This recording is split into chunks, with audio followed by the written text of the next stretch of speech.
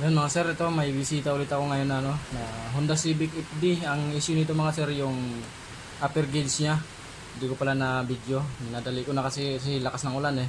Minadali ko tanggalin.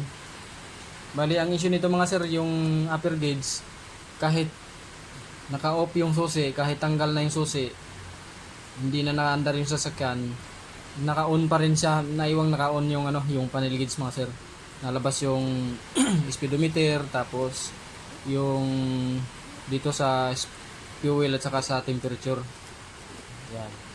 Naka-on siya lagi mga sir, kaya nadidiscarga lagi yung battery daw ng mayari. Kasi magdamag na nakabukas yung kahit tanggal na yung susi, naka-on lagi yung upper gauge. Yan. Subukan natin mga sir na na ma-repair. I-check natin to kung kaya pang i-repair. Kasi dinala na ron niya sa shop. Ang recommend ng shop daw, ito daw, nandito daw sa panel gauge ang problema. Sinit daw nila yung wirings eh. Subukan natin to mga sir kung kaya pang i-repair.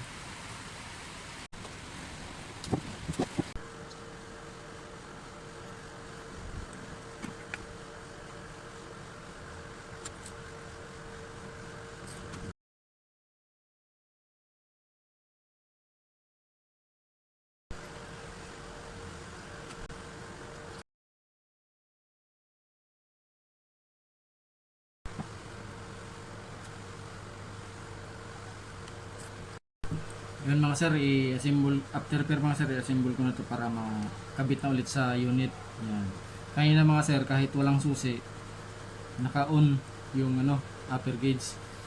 Observe natin ngayon mga sir after ko i-repair. Kung ganun pa rin.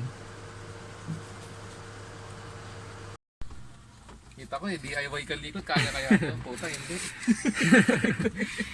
Yan mga sir, ito na yung yung upper gauge ng Honda Civic FD. Yan, naka yung susi.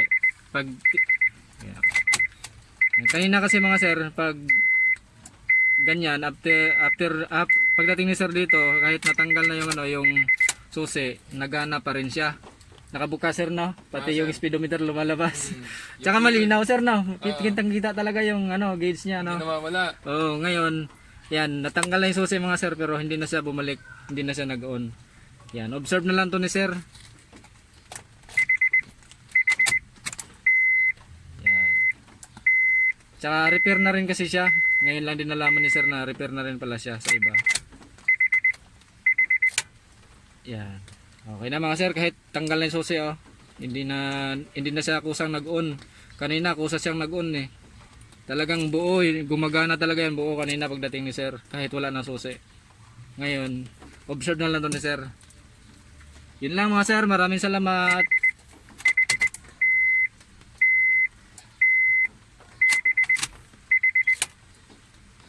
Yan, ko na to sir, i-fix ko na sir no. Sir.